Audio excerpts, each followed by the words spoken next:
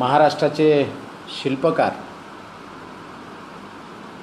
या राष्ट्रीय चर्चासत्रामध्ये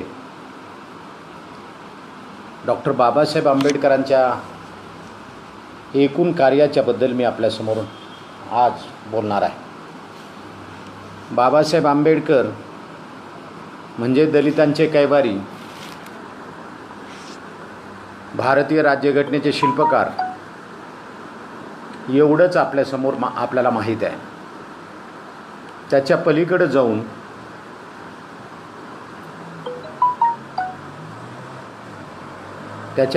जाऊन आपल्याला विचार करायची सवयच राहिली नाही. बाबासाहेब आंबेडकर हे जणू काही दलितांचे नेते आहेत. त्यांचं कार्य हे दलितांच्या पुरतं मर्यादित आहे, सीमित आहे, असा आपला काहीतरी समज आहे. आणि त्यानंतर फार तर बाबासाहेब आंबेडकरांनी घटना लिहिली, घटनेचं काम केलं आणि म्हणून घटनेचे शिल्पकार आहेत. याच्या पलीकडे जात नाहीत. आणि घटनेचे शिल्पकार म्हणजे नेमकं काय आहेत हे सुद्धा आपण कधी बोलत नाही. खरं तर बाबासाहेब आंबेडकरांनी दलितांसाठी काम केले ही गोष्ट सूर्यप्रकाशा इतकी स्पष्ट आहे. भारतीय राज्यघटनेचं खरंच शिल्पकार म्हणून त्यांचाच उल्लेख संविधान सभेमध्येच, समितीमध्येच त्याचा उल्लेख झालेला आहे आणि त्याचं रेकॉर्ड आता उपलब्ध आहे. पण त्या पलीकडं बाबासाहेबांचा विचार करण्याची गरज आहे. आणि आपण बाबासाहेबांना दलितांच्यामध्ये टाकून मोकळे झालो आणि त्यामुळं आपण आपलं किती नुकसान करून घेतलं आणि आपलं काय परिणाम आपल्या देशावर आणि आपल्यावर झाले हे आपल्या लक्षातच येत नाही. आणि म्हणून बाबासाहेब हे या देशाचे नेते आहेत. आता जागतिक पातळीवर त्यांच्याबद्दलच्या चर्चा सुरू झालेल्या आहेत. तेव्हापासूनच एक अर्थतज्ज्ञ म्हणून, समाजशास्त्रज्ञ म्हणून, राज्यशास्त्रज्ञ म्हणून, मानववंशशास्त्रज्ञ अशा अनेक अंगाने, कायदेतज्ज्ञ म्हणून अनेक अंगाने बाबासाहेबांची चर्चा होत राहते. पण बाबासाहेबांनी भारतातल्या सर्वांच्यासाठी काम केलं हे आम्ही कधी समजून घेणार. ते स्वतःच संसदेमध्ये बोलताना म्हणाले होते की मी 85% लोकांचं नेतृत्व करतो आहे. म्हणजे काय?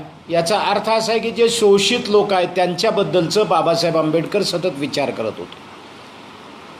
आता या देशातल्या सगळ्या शोषितांचा विचार म्हणजे खरं म्हणजे 85%पेक्षा जास्त अधिक लोकांचा विचार बाबासाहेब करत होते. आणि म्हणून बाबासाहेब आंबेडकर हे दलितांचे आहेत म्हणण्यापेक्षा सगळ्यांचे नेते आहेत, सर्वांचेच नेते आहेत असं म्हणायला हवं होतं. आणि त्या दृष्टीनं बाबासाहेब आंबेडकरांना समजून घेण्याची फार मोठी गरज आहे. बाबासाहेब आंबेडकर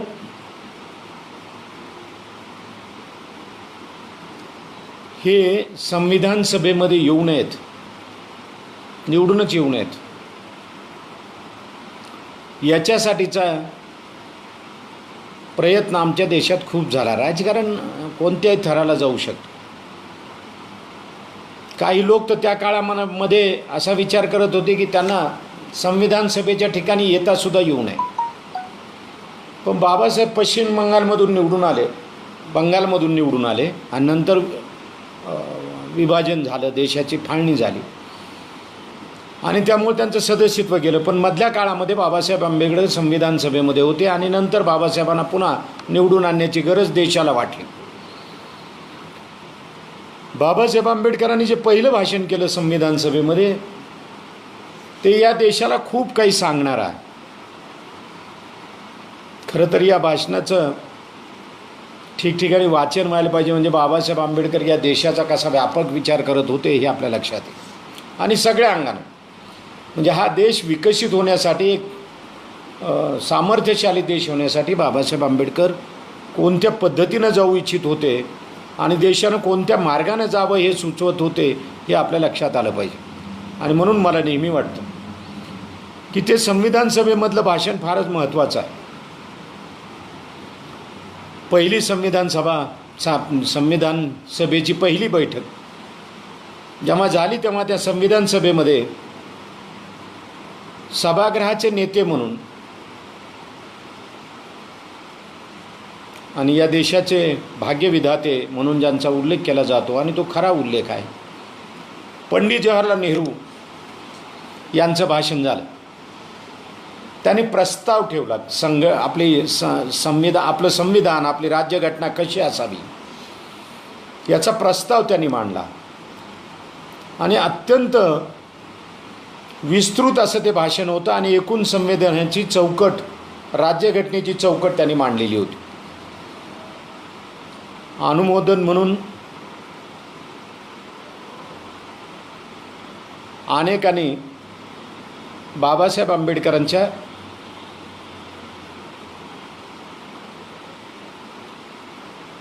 अगोदर भाषणं झाली.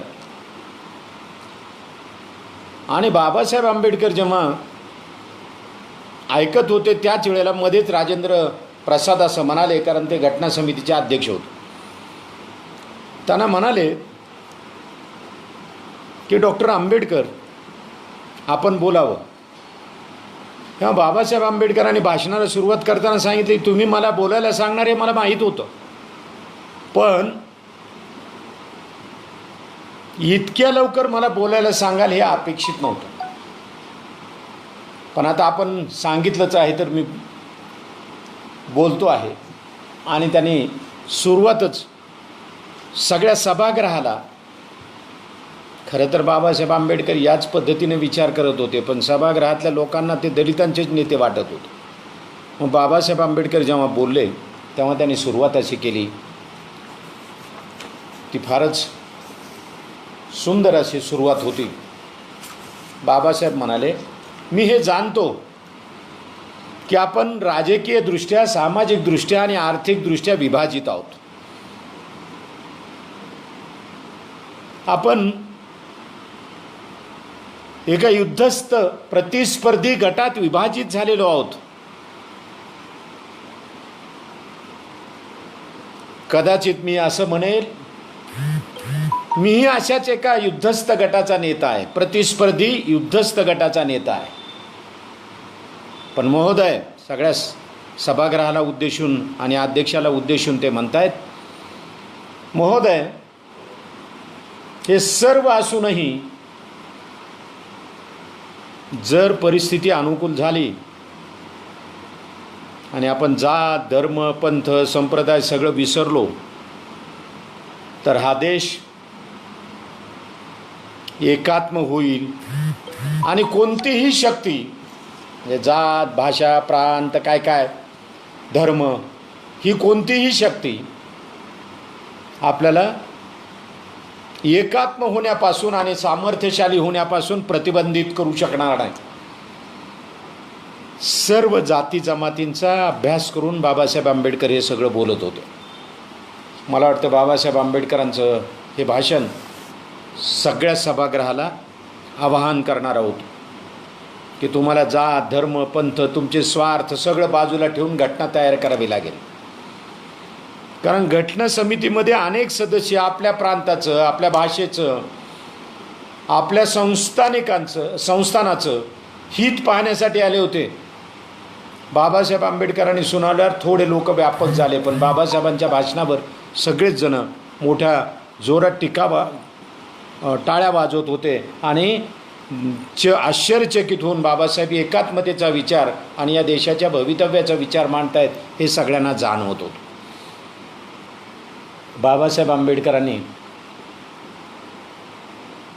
या सगळ्या व्यापक पार्श्वभूमीवर बाबासाहेब आंबेडकरांना आपण समजून घेतलं पाहिजे असं मला वाटतं. मग बाबासाहेब आंबेडकर हे ते दलितांचे नाहीत, दलितांचे नेते तर आहेतच, पण केवळ दलितांचे नाहीत. हे वाक्य जरा नीट लक्षात घ्या. महाडचा 14 तळ्याचा सत्याग्रह, काळाराम मंदिराचा प्रवेश, गोलमेज परिषदांमधली त्यांची भाषणं, अमरावतीच्या अंबाबाईच्या मंदिरामधल्या प्रवेशाची चळवळ, एक नव्हे अशा अनेक चळवळी अशा आहेत की ज्या बाबासाहेब आंबेडकर दलितांना एक नवं भान, एक आत्मभान देऊ पाहत होते. आणि त्याचाच परिणाम आज दलित समाज हा मोठ्या प्रमाणामध्ये आत्मभान आलेला आहे आणि तो संघर्ष सिद्ध झालेला आहे. अजूनही आमच्या देशातल्या लोकांना असं आत्मभान आलेलं नाही आणि ते चळवळी करत नाहीत आणि संघर्ष करायलाही सिद्ध होत नाहीत. बाबासाहेबांनी एक सामाजिक युद्ध सुरू केलं आणि त्याचा एक परिणाम आपल्या देशातल्या, ज्याला पूर्वी आपण अस्पृश्य म्हणत होतो त्याला दलित शब्द वापरतो, आता दलितही शब्द वापरायचा नाही, सामाजिकदृष्ट्या मागास मानल्या गेलेल्या लोकांनी आता संघर्षासाठी तयारी केलेली आहे, एका युद्धासाठी तयारी केलेली आहे. थोडा जरी अन्याय झाला तरी ते भांडायला उठतात आणि आपण बसल्या जागेवर त्याबद्दल कुरकुर करत असतो. खरं तर आपणही युद्ध करायला शिकलं पाहिजे आणि आपणही नव्या संघर्षाला सिद्ध झालं पाहिजे, पण हे होत नाही आपल्याकडे. बाबासाहेब आंबेडकर, मी असं म्हणतोय की सगळ्यांचेच नेते होते आणि सगळ्यांसाठीच बाबासाहेब आंबेडकर संघर्ष करत होते. आपल्या देशातल्या शेतकऱ्याच्या प्रश्नावर 1000 वर्षापासून फारसं कोणी बोललं नाही. उलट जमीन कशी निर्माण करते, कसं पीक पिकवते, हिरवं कसं असतं, काय फुलं कशी फुलतात, त्याचा गंध कसा येतो, पहिल्या पावसाचा मृदगंध कसा असतो, याच्याबद्दलच लिहित राहिलो. पण तिथं कष्ट करणारा जो शेतकरी आहे, शेतमजूर आहे, त्याच्या कष्टाच्याबद्दल आम्ही बोललो नाही. तो काय त्याचं शोषण होतं याच्याबद्दल बोललो नाही. शेतकऱ्याचं चहूबाजूनच शोषण होतं. आपल्या देशातल्या छोट्या शेतकऱ्यांच्या शोषणाच्याबद्दल कुणी का बोलत नाहीत? एवढ्या आत्महत्या होत असूनसुद्धा आम्ही त्याबद्दल बोलत नाही. शेतकऱ्याच्या प्रश्नावर या देशामध्ये पहिल्यांदा महात्मा ज्योतिराव फुल्यांनी लिहिलं आणि त्यांनी शेतकऱ्याच्या सगळ्या प्रश्नांची कारणमीमांसा केली. आम्ही कारणमीमांसा करत नाही. ज्योतिराव फुल्यांनी पहिल्यांदा कारणमीमांसा केली. शेतकऱ्याच्या शोषणाच्यासाठी या देशातल्या प्रस्थापित व्यवस्थेनं शोषणाचं सुद्धा एक शास्त्र विकसित केलं. हे फारच बेकार आहे. म्हणजे शोषण करायचं ते सुद्धा एका शास्त्राच्या आधारे करायचं. एक जातीचं शास्त्र मांडलं, माणसांचं विभाजन केलं, त्याला धर्माचा आधार दिला आणि या धर्माच्या आधारे आणि जातीच्या आधारे इथलं शोषण केलं. इतकं कर्मकांड त्याच्या मस्तकात भिनवलं आहे. म्हणजे तृतीय रत्न जर वाचलं आपण महात्मा ज्योतिराव फुलेचं तर आपल्या लक्षात येईल की कसं कसं शोषण होतं. आणि मग या शोषणाच्यामुळं अत्यंत वाईट स्थितीमध्ये शेतकरी गेला. ज्योतिराव फुलेंनी पर्यायसुद्धा सुचवले, त्याची चर्चा मी फार करत नाही, पण बाबासाहेब आणि ज्योतिराव फुले हे आमच्या समोरच्या आजच्या धोरणासाठी आवश्यक असलेले लोक आहेत. खरं तर त्यांचा विचार एकत्रित करून आमच्या देशानं नॅशनल अजेंडा म्हणून शेतीविषय घेतला तर त्यांनी दिलेले विचार आमच्या शेतकऱ्यांच्या आत्महत्या थांबवू शकतील. महासंगणक आणि त्याच्यावरच्या चर्चा आम्हाला शेतकऱ्यांना वाचवू शकणार नाही, ते कृपा करून लक्षात घ्या. बाबासाहेब आंबेडकर ज्योतिराव फुल्यांनी स्पष्ट सांगितलं होतं की शेतकरी आत्महत्या करतील. जर शेतकऱ्यांचं या शोषणातून मुक्ती झाली नाही तर शेतकरी आत्महत्या करतील हे सांगणारे ज्योतिराव या देशातले पहिले महापुरुष आहेत, पहिले महामानव आहेत. इशारा वाचा, शेतकऱ्याचा सूड वाचा, तुमच्या लक्षात येईल. त्यांनी सरळ सांगितलं आहे की शेतकरी आत्महत्या करतील. त्यांनी पर्यायी सांगितले. पुढे चर्चा करूया आपण. बाबासाहेब आंबेडकर लंडनमध्ये असताना त्यांनी एक रिसर्च आर्टिकल लिहिलं.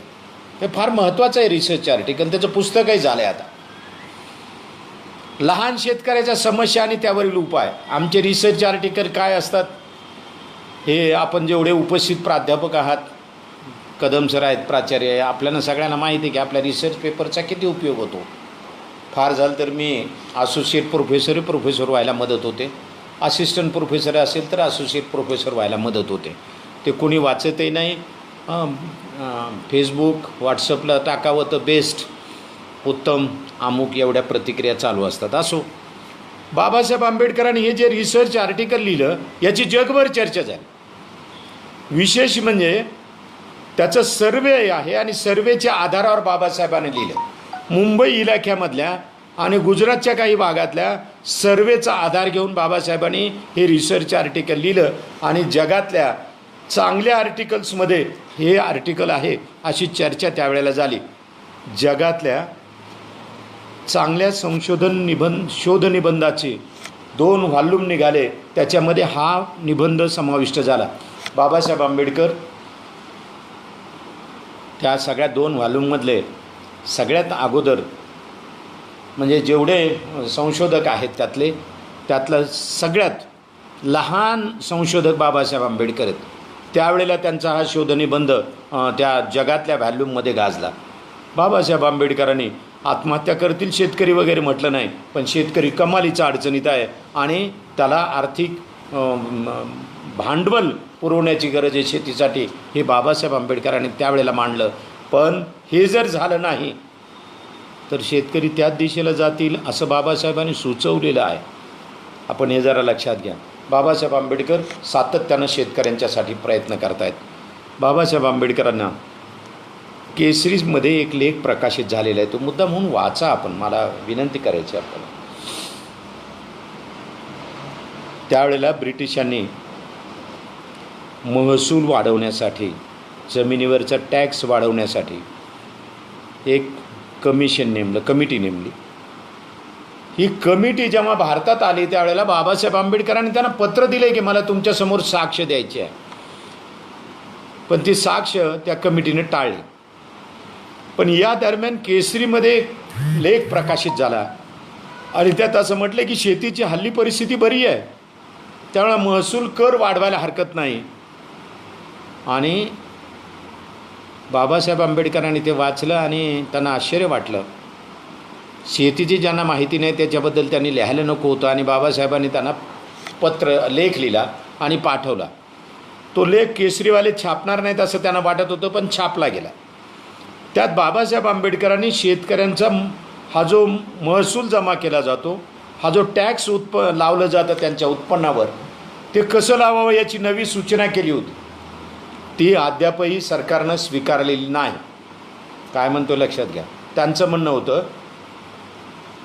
की किती बारकाईने शेतीचा विचार करावा, तो बाबासाहेबांनी केला. ते म्हणतात एका शिवारात सारखा पाऊस पडत नाही, काही ठिकाणी जास्त होतो, काही ठिकाणी कमी होतो, काही ठिकाणी पडतच नाही. पाऊस हा लहरी आहे आणि त्यामुळं सगळ्या सरसगट एका शिवारामध्ये सारखं उत्पन्न येतं हे जे गृहीत धरून कर लावला जातो हे चूक आहे. आणि म्हणून मग चुकीच्या पद्धतीचा कर सोडून द्या आणि इन्कम टॅक्सच्या पद्धतीनं कर लावा. कमी उत्पन्न असणारा आपोआपच कमी कर भरेल आणि जास्त उत्पन्न असणारा कर भरेल. बाबासाहेब आंबेडकरांचं म्हणणं असं होतं की जर अशा पद्धतीनं कर लावला तर आमच्या देशातल्या 90% शेतकऱ्यांना करच भरावा लागणार नाही, महसूलच भरावा लागणार नाही. आणि ते झालंच असतं, ते फार महत्त्वाचं राहिलं असतं. दुर्दैवानं ते झालं नाही, अजूनही झालं नाही. असो, बाबासाहेब आंबेडकर आमदार म्हणून निवडून आले. त्यांच्यासह 14 आमदार मुंबई कॉन्सिलमध्ये होते.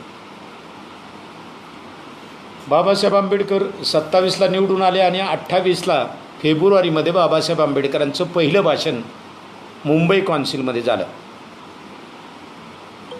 सगळे आम्ही दलितांचे कैवारी म्हणून बाबासाहेबांचा उल्लेख करतो. त्यांनी हे जरा लक्षात घ्यावं की बाबासाहेबांचं पहिलं भाषण हे दलितांच्या प्रश्नावर नाही. कायदेशीरदृष्ट्या अस्तित्वात आलेल्या सभेमध्ये भाषण करताना बाबासाहेब आंबेडकर पहिल्यांदा शेतकऱ्याच्या प्रश्नावर बोलले. आणि या शेतकऱ्याच्या प्रश्नावर बोलताना बाबासाहेब आंबेडकरांनी ते बजेटचं अधिवेशन होतं, अर्थसंकल्प मांडला गेला होता. त्यावेळेला बाबासाहेब आंबेडकर म्हणाले, तुम्ही रस्ते देऊ म्हणता, आरोग्यसेवा देऊ म्हणता, अहो हे तर शासनानं केलंच पाहिजे, त्यात विशेष काय आहे, ती तुमची जबाबदारी आहे. तुम्ही या अर्थसंकल्पामध्ये शेतकऱ्यांच्यासाठी काहीच नाही देत, म्हणून शेतकऱ्यांसाठी काही देणार आहात की नाही. आणि तुम्ही शेतकऱ्यांच्यासाठी धोरण निश्चित केलं पाहिजे. त्यात त्यांनी म्हटलं होतं, ते 2 वेळा विधानसभेमध्ये आपलं मुंबई कॉन्सिलमध्ये 2 वेळा याच पद्धतीने बोलले होते. काय म्हणाले होते,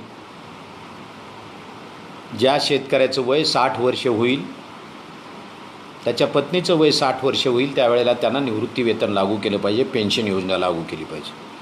आणि त्याची कारणं सांगितली. मातीमध्ये काम करणारे जे लोक आहेत, शेतामध्ये काम करणारे जे लोक आहेत, त्यांची हाडं लवकर निकामी होतात, सांधे दुखतात, त्यांना काम होत नाही, म्हणून वयाच्या 60व्या वर्षी त्यांना तुम्ही पेन्शन योजना लागू केली पाहिजे. ही भूमिका डॉक्टर बाबासाहेब आंबेडकरांनी 1928 साली मांडली, जे आम्हाला अजूनही करता आलेले नाही. आणि त्याचं साधं कारण आहे, कोणी अभ्यासू माणसं तिथं जातच नाहीत राजकारणामध्ये. अहो, काही लोक डायरेक्टली मंत्री होताना आपण पाहिलेले आहेत. हजार भानगडी करून निवडून यायचं.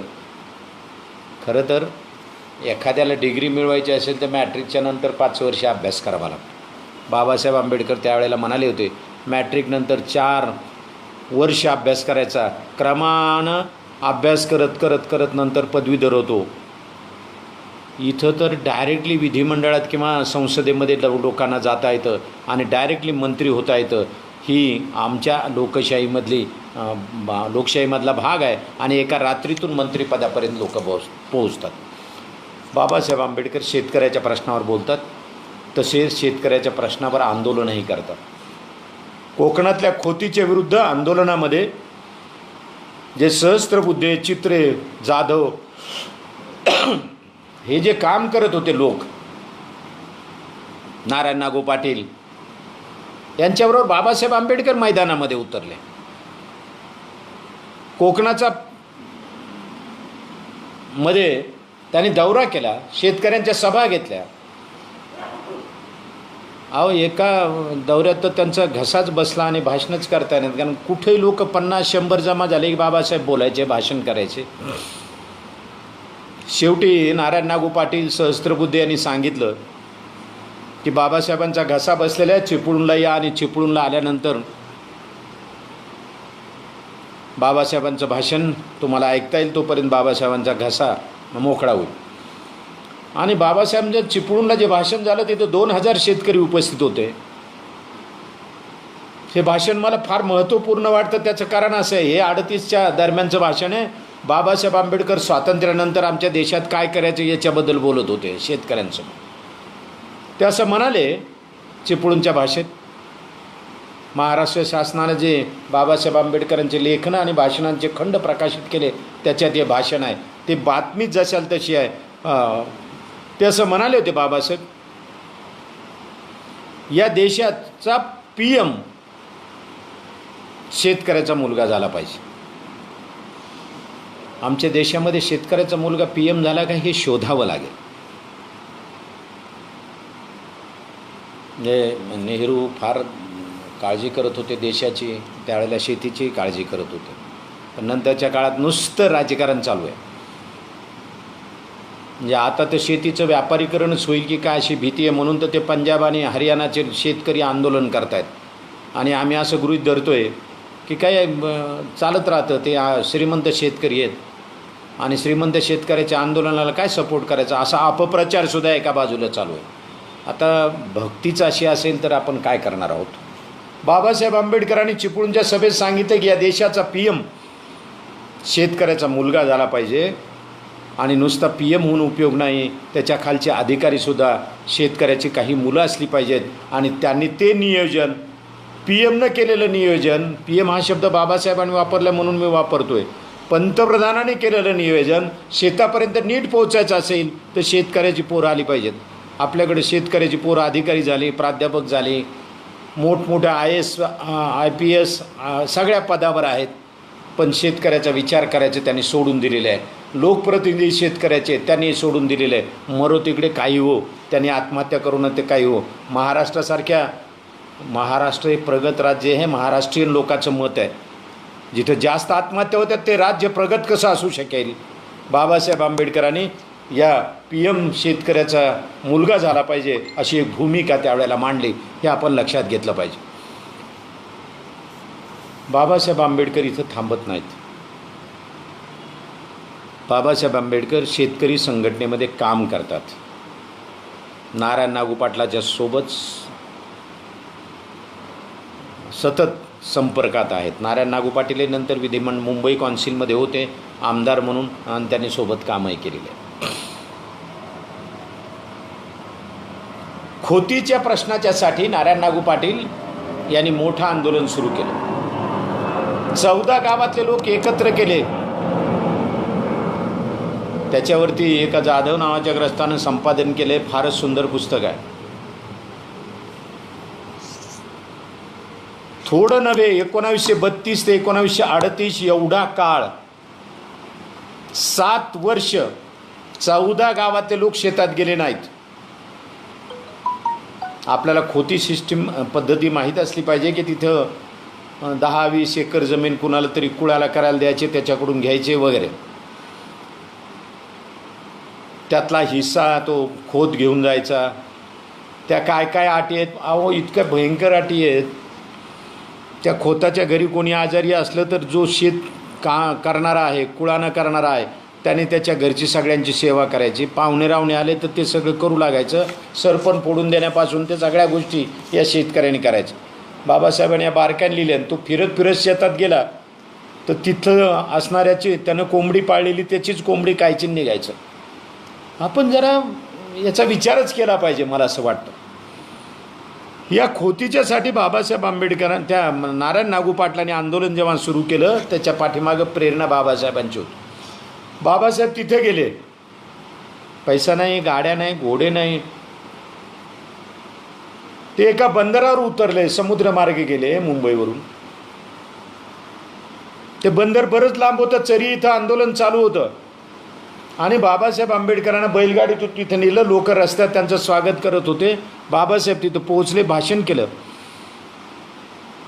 7 वर्ष एखादं आंदोलन चालू राहतं, ही गोष्ट सोपी नाही.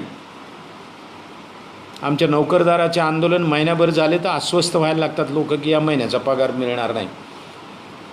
बाबासाहेब आंबेडकरांनी आणि नारायण नागू पाटलांनी 7 वर्ष आंदोलन चालवलं. जमिनी पडीत होत्या. लोक उपाशी मेले असते कारण त्यांच्या जगण्याचं साधन तेवढं शेतीच होतं. बाबासाहेब आंबेडकरांनी मुंबईमधल्या मध्यमवर्गीयांच्या बैठका घेतल्या. आजचा आपला मध्यमवर्गीय नव्हे, आजच्या मध्यमवर्गीयांना पगार इतके चांगले झालेत माझ्यासं, पण आम्ही दुसऱ्यांसाठी कधी पैसा खर्च करत नाही.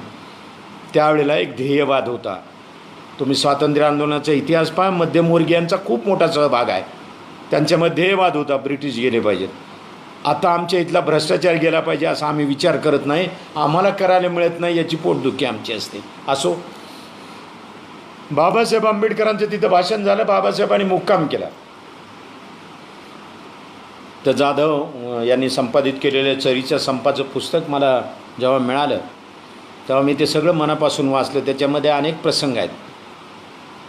बाबासाहेबांचं भाषण झाल्यावर जेवायला न्यायचं होतं. आंबेडकर जयंतीला आपण जेव्हा जातो ना वेगवेगळे पाहुणे, तेव्हा त्यांची व्यवस्था वेगळी असते, पण त्याला कारणं वेगळी असते. बाबासाहेब आंबेडकरांना नारायण नागू पाटील म्हणाले, बाजूला व्यवस्था केली तुमची, आरामही करता येईल तुम्हाला. तेव्हा ते म्हणाले, बिलकुल नाही, मी इथंच जेवणार आहे या लोकांसोबत. आणि बाबासाहेब पंक्तीत जेवले. आणि ते पाहून नारायण नागू पाटलांना म्हणाले, मला खूप आनंद झाला आहे की सगळ्या जातीतले लोक, कारण हे खोती करणारे लोक सगळ्याच जातीतले होते, सगळे लोक एका पंक्तीत बसले, त्याचा मला आनंद वाटला. बाबासाहेबांना नारायण नागू पाटील म्हणाले, तुम्हीच सांगितलं जाती विसरल्या पाहिजेत आणि म्हणून आम्ही जाती विसरायचं ठरूनच हे सगळं करतो आहोत.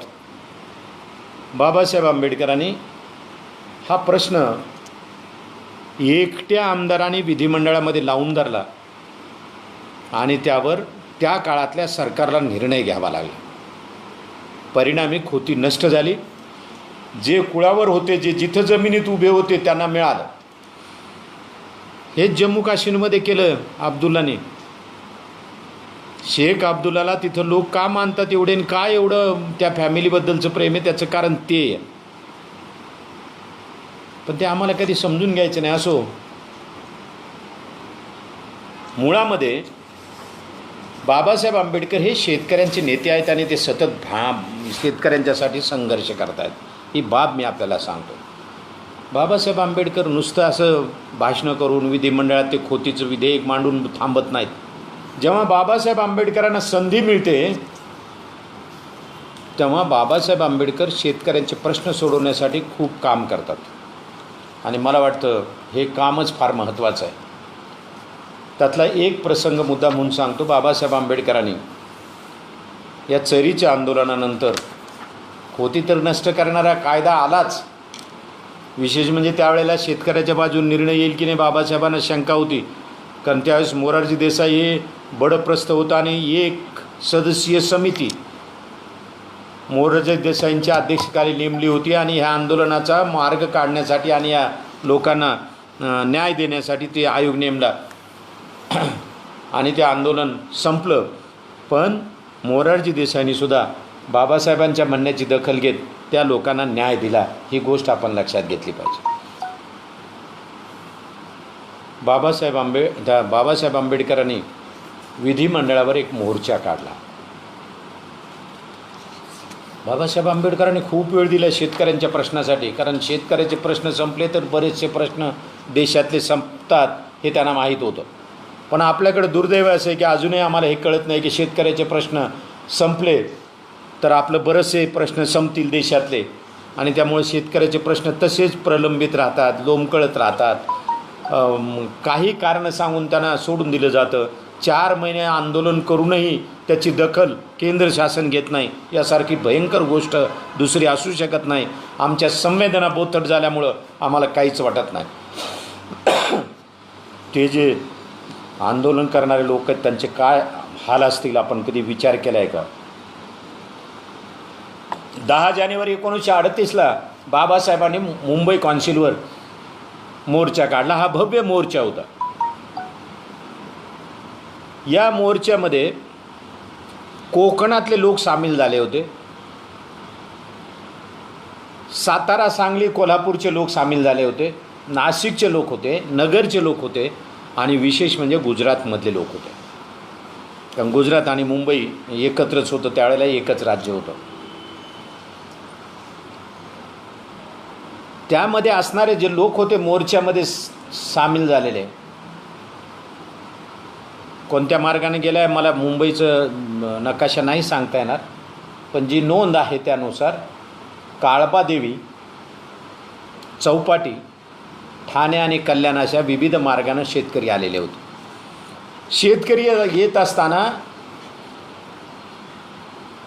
रस्त्यावरच्या दुकानांमधले जे व्यापारी आहेत वेगवेगळ्या, ते सगळे पाहत होते की फेट्यावाले, धोत्रावाले, कारण त्यावेळेला शेतकरी सगळे धोत्रामध्ये होते, फेट्यामध्ये होते. ते सगळे शेतकरी असे येडेगबाळे कुठून आले तसं ते रस्त्यावर दुतर्फा पाहत होते. पूर्वी राजा महाराजा आल्यावर पाहत होते. आपली 75पर्यंत आपल्या देशाचा पंतप्रधान आला तरी लोक पाहत होते रस्त्यानं, दर्शन घडतंय म्हणून. आता कोणी जात नाही आणि गेले तरी फार वाईट आहे, न गेलेलं बरं. ते रस्त्यावरून लोक पाहत होते. भाई चित्रे, भोईर, राजाराम भोळे, लालजी पेंडसे, हे नावं लक्षात घ्या तुम्ही कोण कोण येते. सुरबानाना टिपणीस, मडकेबुवा, मिरजकर, परुळेकर, हे सगळे लोक समोर होते. पाठीमागं 25,000 शेतकरी होते. 25,000 लोक. आणि शेवटी निवेदन मोर्चा अडवला पोलिसांनी आणि एक शिष्टमंडळ जाऊन मुख्यमंत्र्याशी चर्चा केली. माझी ज्यांना शेतकऱ्यांच्याबद्दल एकूण जिल्हाधिकाऱ्यापासून मुख्यमंत्र्यापर्यंत निवेदनं लिहिण्याची हौस आहे, त्या लोकांना माझी विनंती आहे की त्यांनी बाबासाहेब आंबेडकरांनी यावेळेला मुख्यमंत्र्यांसाठी केलेलं निवेदन जे आहे ते मुळातून वाचावं. नेमकं निवेदन कसं असावं? दीर्घ निवेदन आहे आणि बाबासाहेब आंबेडकरांचे लेखन आणि भाषणामध्ये ते उपलब्ध आहे. त्याने आत्ता तातडीनं लगेच कोणत्या मागण्या मान्य कराव्यात, काही कालावधी आम्ही तुम्हाला देतो, ह्या मागण्यानंतर मान्य कराव्या तरी चालतील, आणि ह्या दीर्घकालीन मागण्या आहेत, याला खूप काळ लागणार आहे. अशा 3 ठिकाणी बाबासाहेब आंबेडकरांनी मुळात हे निवेदन तयार केलं. ते निवेदन दिलं, मुख्यमंत्र्यांनी आश्वासन दिलं, बाहेर आले. वेगवेगळ्या लोकांची भाषणं चालू होती. बाबासाहेब आंबेडकर आल्याबरोबर बाबासाहेब आंबेडकरांचं काय म्हणणं आहे हे लोकांना ऐकायचं होतं. बाबासाहेब आंबेडकर त्यावेळेला बोलायला उभा राहिले आणि ते म्हणाले, वेगवेगळ्या भागातून तुम्ही आलात. त्यावेळेला बाबासाहेबांनी भाषणातच उल्लेख केला आहे, गुजरातमधून तुम्ही आलात, नगर नाशिकवरून आलात, सातारा सांगलीवरून आलात, कोल्हापूरहून आलात, कोकणातून आलात.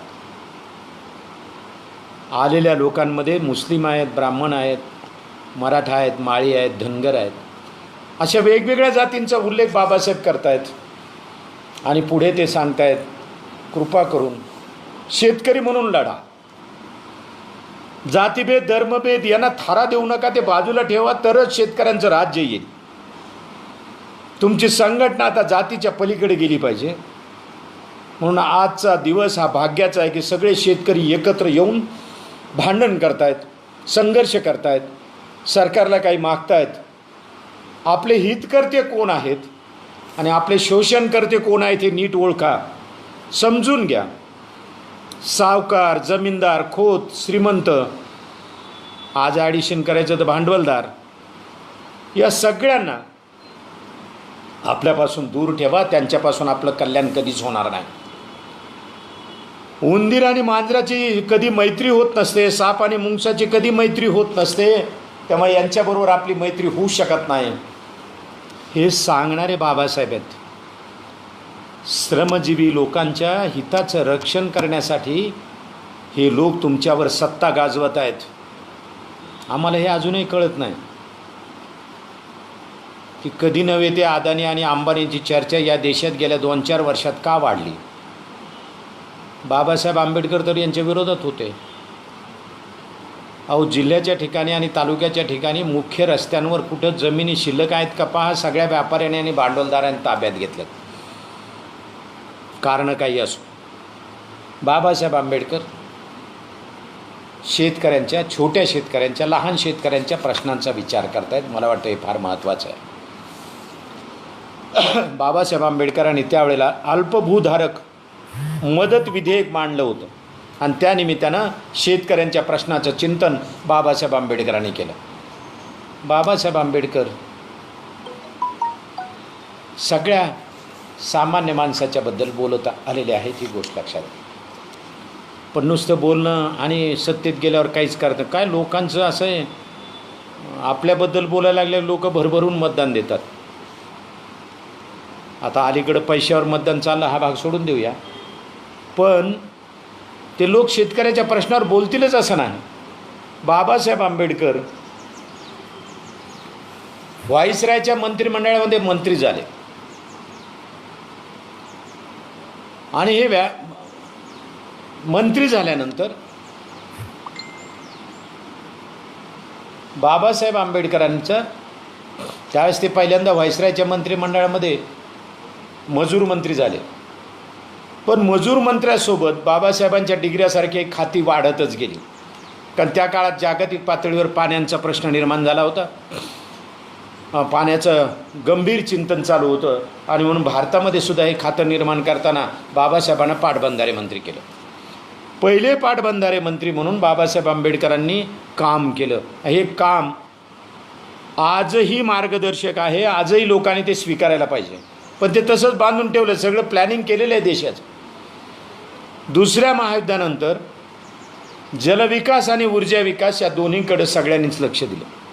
आणि म्हणून बाबासाहेब आंबेडकरांचा हे काम फारच मोठं आहे. त्याचं कारण असं आहे की पाण्याकडे पाहण्याचा बाबासाहेबांनी एक नवा दृष्टिकोन दिला. नदीची पूजा करा आणि तिच्या स्नान करा आणि पापं धुवून टाका. काय चाललं आहे आमचं? गंगेत गेलं आणि धुतलं की सगळी पापं धुवून जातात. आता ज्यांनी पापं केली त्यांनी जावं तिथं, आपल्यासारख्याला पापं न करणाऱ्याला तिथं जाण्याची गरज नाही.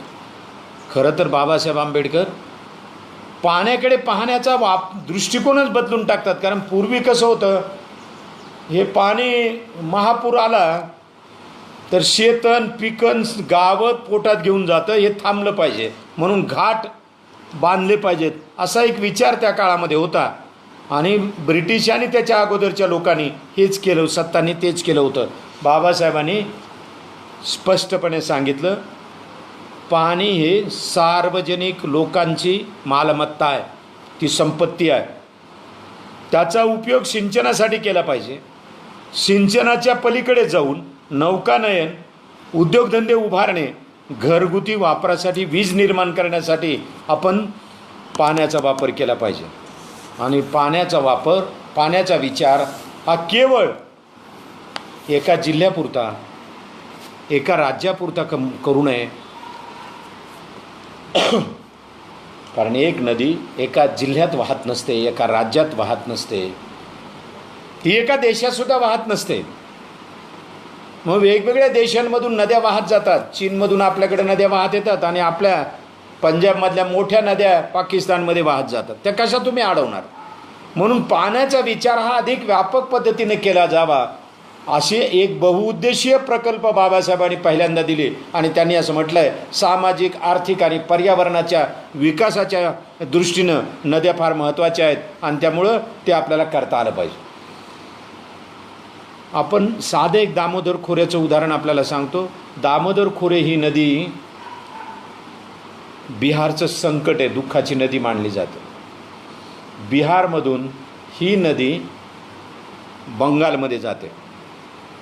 जवळपास 22,000 चौरस किलोमीटरचा क्षेत्र तिच्या याच्या खाली येतं. आणि जमिनीची झीज, पिकाची हानी, गावांना धोका, हे सगळं तिनं केलेलं आहे. बाबासाहेब आंबेडकरांनी या नदीचा आधी विचार केला. कारण 1856 पासून लोक विचार करत होते. 1944 पर्यंत बाबासाहेब आंबेडकरांनी लगेच बैठक घेतल्या आणि फायनल केलं आणि कामाला सुरुवात केली. बिहार आणि पश्चिम बंगालचा आज हिरवा भाग जो दिसतो आणि जरा चांगलं दिसतं, ते केवळ बाबासाहेब आंबेडकरांमुळं. दामोदर खोरेचा प्रकल्प खूपच मोठा आहे आणि खूप लोकांना फायदेशीर ठरलेला आहे. 2 राज्यांमधला समन्वय घडवून आणून बाबासाहेबांनी हे केलं होतं. हिराकुंड धरणही तसंच आहे. ओरिसा, मध्य प्रांत आणि पूर्वेकडील राज्यांमध्ये समन्वय करायचा होता आणि बाबासाहेबांनी हिराकुंड धरणाचा प्रकल्प फायनल केला, अंतिम रूपात दिला. ओरिसासाठी हा प्रकल्प फारच मोठा होता. हा महानदीवरचा प्रकल्प आहे, त्यामुळे ओरिसा नेहमी त्रस्त होत होतं. हे जरा समजून घेतलं पाहिजे. हैदराबाद आणि मद्रास सरकारचे मोठ्या प्रमाणात मतभेद होते, ते मिटवत तुंगभद्रा धरण आणि चंबळ नदीचा प्रकल्प बाबासाहेबांनी नियोजन करून दिलं. अहो, एक नाही टिकार पार आहे, नीरज आहे, किती नद्यांची नावं सांगणार आहे. इच्छाशक्ती असेल तर हे सगळं करत आहेत. सोन नदीचा प्रकल्प बाबासाहेबांनी विकसित केला, ते खोरच विकसित केलं. बाबासाहेब आंबेडकर या पद्धतीनं पाटबंधारे मंत्री म्हणून काम करत होते. त्यांनी स्पष्ट भूमिका घेतली होती, आधी शेतात पाणी द्या, पिण्याला नाही. शेतातलं पाणी त्यांना महत्त्वाचं वाटतं. आणि कारण शेत पिकले तर आम्हाला मिळेल. आपलं कसं चालतं आहे, वंदे मातरम म्हणा, सुजलाम सुफलाम म्हणा, म्हणजे होईल जमीन सुफलाम सुजलाम. एकदा पाणी गेले की सुफलाम होईल. वंदे मातरम म्हणून नाही चालत, ते फार सोपं आहे. नद्या अडवा, ते ज्योतिराव फुले म्हणाले होते, माती अडवा आणि पाणी जिरवा. माती आमची तर वाहून चालली, त्याचं तर आमच्याकडे लक्षच नाही मातीकडं. महाराष्ट्र शासनानंच मध्ये घोषणा केली होती, आदरणीय मुख्यमंत्री कोणी असोत, पण उल्लेख करणं बरं नाही राजकीय दृष्ट्या, पण त्यांनी त्यावेळेस म्हटलं होतं, पाणी अडवा पाणी जिरवा. त्याच वेळेस जाणवत होतं की यांनी ते फुले वाचले असे तर बरं झालं असतं, कारण त्यांनी ज्योतिरावांनी पाणी अडवा पाणी जिरवा म्हटलेलं नाही. ज्योतिराव म्हणत होते माती अडवा पाणी जिरवा. अहो, हे जे आपल्याकडं स्प्रिंकलर आले ना, ही कल्पना ज्योतिरावांची, ही अनेक जणांना माहीत नाही. काय बोलावं आपण. म्हणजे शेतामध्ये स्प्रिंकलरनं पाणी देतो आपण आज, ठिबक मराठीतला शब्द, ते ठिबकची कल्पना ज्योतिरावांची आहे. इतका या लोकांनी विचार केला. आम्ही फुलेंचा आणि बाबासाहेबांचा विचार सोडून शेतीला नाही प्रगत करू शकत आणि शेतकऱ्यांना नाही नवं जीवन देऊ शकत. बाबासाहेबांनी पाटबंधारे मंत्री असताना हा विचार केला. त्याच काळात त्यांनी ऊर्जेचं नियोजनसुद्धा केलं. शेताला पाणी दिलं पाहिजे, घरातल्या पाण्यात माणसं करतील का, ही शेत आधी फुलवा, आपोआपच सगळं होऊन जाईल. हे केलं. एवढंच नाही, संविधान सभेमध्ये बाबासाहेबांनी असताना कलम, सिंचनाबद्दलचं कलम भारतीय राज्यघटनेमध्ये आहे. आपल्याला ते SC ST OBCचे कलम दिसतात. हे कलमही पहा, म्हणजे शेतीच्या प्रश्नावरती जरा किती गंभीरपणे बाबासाहेब होते हे लक्षात येईल. बाबासाहेब या देशाचे पहिले ऊर्जा मंत्री आहेत. पाटबंधारे मंत्री आहेत, तसं ऊर्जा मंत्री आहेत. त्यांनी सरळ सांगितलं होतं की वीज ही खाजगी आणि सरकार या दोघांनी निर्माण केली पाहिजे, कारण ती इतकी विपुल प्रमाणात लागणार. लोड शेडिंगच झालं नसतं ना आपल्याकडं. शेतात रात्रीच्या वेळेला दारे धरायला बॉम्बलत जायची वेळ आली नसती. पण आता काय बोलावं त्याच्यावर. आणि म्हणून बाबासाहेब आंबेडकरांनी विजेचं धोरण ठरवताना सरळ सांगितलं की विजेवरचा कर लावणं म्हणजे एक अनिष्ट पद्धती आहे. हे माझं प्रामाणिक मत आहे, असं ते पुन्हा पुन्हा नोंदवतात. तुम्ही जरा आपलं विजेचं बिल काढून पहा प्लीज. असं हे भाषण संपल्यावर कशाचे कर आहेत पहा. मी मराठीचा प्राध्यापक होतो पण मलाही त्याचे अर्थ नाही सांगता येणार. माझ्या जवळ आता बिल पडलेलं तुम्हाला दाखवायचं असेल तर. त्यांचं म्हणणं असं होतं की आधी शेतामध्ये वीज द्या, नंतर घरामध्ये वीज द्या. उद्योगांना वीज जेव्हा द्याल तुम्ही जास्त होईल तुमच्याजवळ, त्यावेळेला कृषी उद्योगांना आधी द्या, म्हणजे कृषी मालाच्या वरती प्रक्रिया करणाऱ्यांना आधी वीज द्या, आणि नंतर तुम्ही बाकीच्या उद्योगांना वीज द्या. इतकं स्पष्ट सुचवलं आहे. आणि बाबासाहेब म्हणत आहेत गरीब माणसाला फुकटच वीज द्या ना घरात. त्याचं कारण असं आहे की हे घासलेटचे दिवे वापरतात, घासतेलाचे. बाबासाहेबांचा शब्द आहे घासतेल. घासतेलाचे दिवे वापरतात, त्याची काजळी नाकात जाते, ती फुफ्फुसात जाते, आणि लवकर ही माणसं मरतात, म्हातारी होतात, आजारी पडतात. त्यामुळे त्यांना स्वस्तात वीज दिली पाहिजे, ही भूमिका आहे. बाबासाहेब फुकट वीज देण्याच्या फार विरोधात दिसत आहेत. आणि आम्ही आता सरकारला सांगतोय, महाराष्ट्र सरकारला, की लॉकडाऊनच्या काळामध्ये आम्हाला वीज बिलं आली तर ती माफ करा. आणि मागणी करणारे लोक फार आग्रहानं मागणी करतायत बिलं जाळून.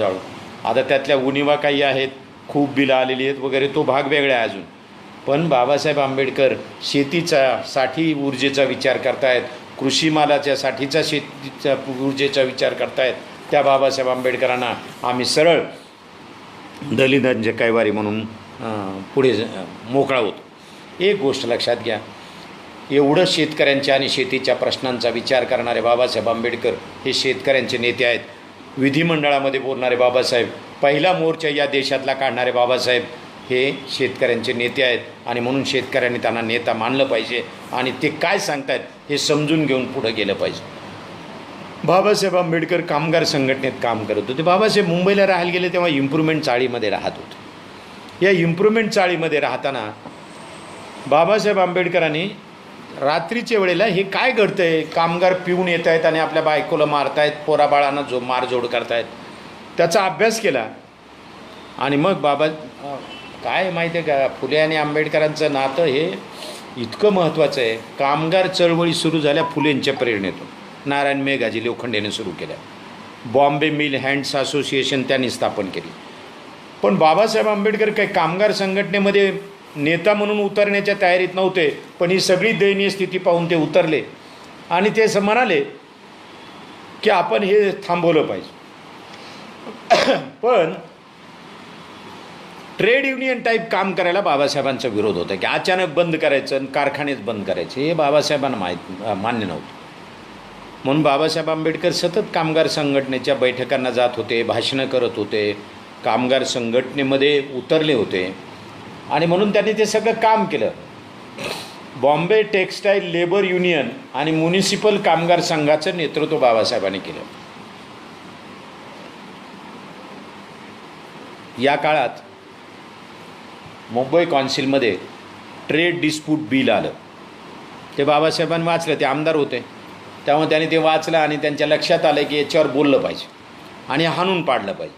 कारण जर डिस्प्यूट निर्माण झाला तर काय करायचं, याचा फॉर्म्युला त्याच्यात होता. मालक आणि आपलं सरकार यांच्या प्रतिनिधी बसून याचा निकाल लावावा. बाबासाहेबांना राग आला. बाबासाहेब म्हणाले हे डिस्प्यूट बिल आपण संपवलं पाहिजे, याला विरोध केला पाहिजे. बाबासाहेबांनी त्याची एक बैठक बोलवली, आणि या बैठकीसाठी त्याने भाषण केलं कामगारांसमोर आदल्या दिवशी आणि त्याने सांगितलं या डिस्प्यूट बिलामध्ये काय काय आहे. 50,000 कामगार उपस्थित होते. हे बाबासाहेब किती लोकप्रिय कामगार नेते असतील याचा अंदाज करा. आत्ताच्या कामगार नेत्यांबद्दल मी काही भाष्य करणं बरोबर नाही. आपल्याकडं माहिती आहे की कामगार नेत्याचे सुद्धा खून झालेले आहेत. बाबासाहेब आंबेडकर तसं नव्हतं. बाबासाहेब आंबेडकरांचं तसं नव्हतं. एक ध्येय धोरण ठरवून सगळं चाललेलं होतं. कामगारासमोर भाषण केलं परळच्या कामगार मैदानावरती बाबासाहेबांचं भाषण झालं आणि ते म्हणाले की याच्यामध्ये अन्याय करणाऱ्या सगळ्या तरतुदी आहेत ह्या सगळ्या हाणून पाडल्या पाहिजेत. चिंता करू नका, मी एकटा आमदार पुरेसा आहे. बाबासाहेब आंबेडकरांनी दुसऱ्या दिवशी विधिमंडळामध्ये त्याला विरोध केला, पण सरकारनं चालबाजी केली आणि ते म्हणाले उरलेली चर्चा उद्या करू. आणि बाबासाहेबांनी आधीच सांगितलं होतं कामगारांना की उद्या पुन्हा इथं सभा होईल. बाबासाहेबांनी पुन्हा सभा घेतली आणि या सभेत बाबासाहेबांनी सुरुवात फार मजेशीर केली. ते म्हणाले पहा या कालच्या वर्तमानपत्राचा कालच्या आपल्या सभेचे वृत्तांत काय आलेत. फारच कमी लोक उपस्थित होते.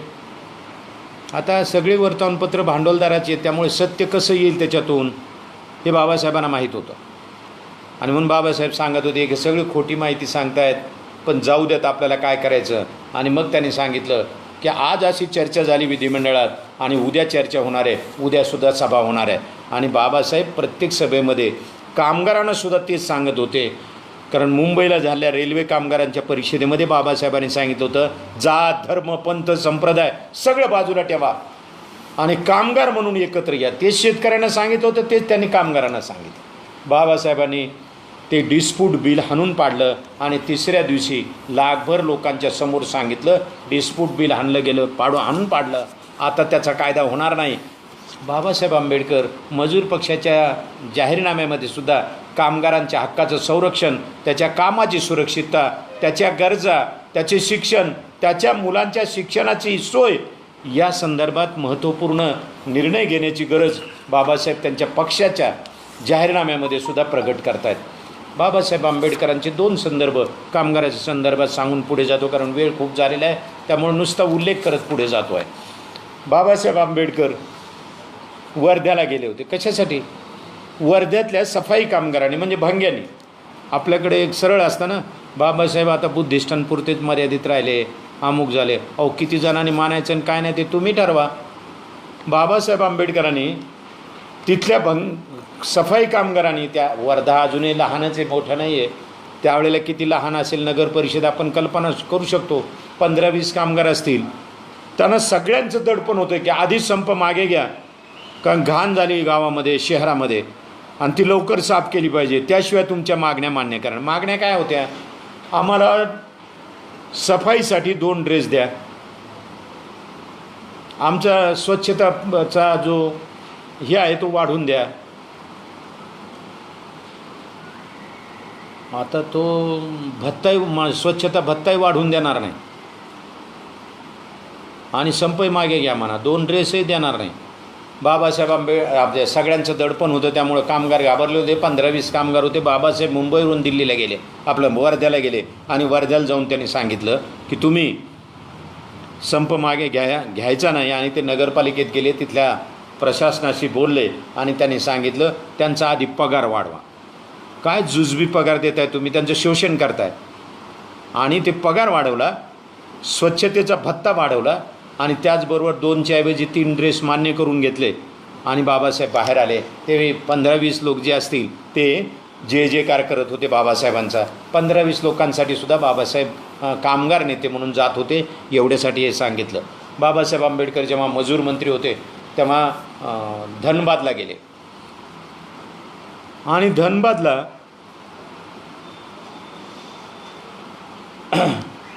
बाबासाहेब त्या कोळशाच्या खाणीत गेले. बाबासाहेब आंबेडकर सगळीकडे फिरले मजूर मंत्री म्हणून. चहाच्या मळ्यात गेले, कुठं कुठं काम करत असतील लोक तिथे गेले. आणि मग बाबासाहेब आंबेडकर धनबादला गेले आणि धनबादला जाणाऱ्या अगोदर मंत्री म्हणून कळवलेलं होतं. तिथलं सगळं प्रशासन नीटपणे कामाला लागलेलं होतं. आणि ते झाल्यावर ते उभे होते, तेवढ्यात एक प्रौढबाई समोरून चालली होती. बाबासाहेबांनी विचारलं बाई इकडे या. आणि ती बाई बाबासाहेबांकडे गेली आणि बाबासाहेबांनी विचारलं त्या बाईला, तुला पगार किती मिळतो? त्या बाईने जो काय पगार मिळतो तो सांगितला.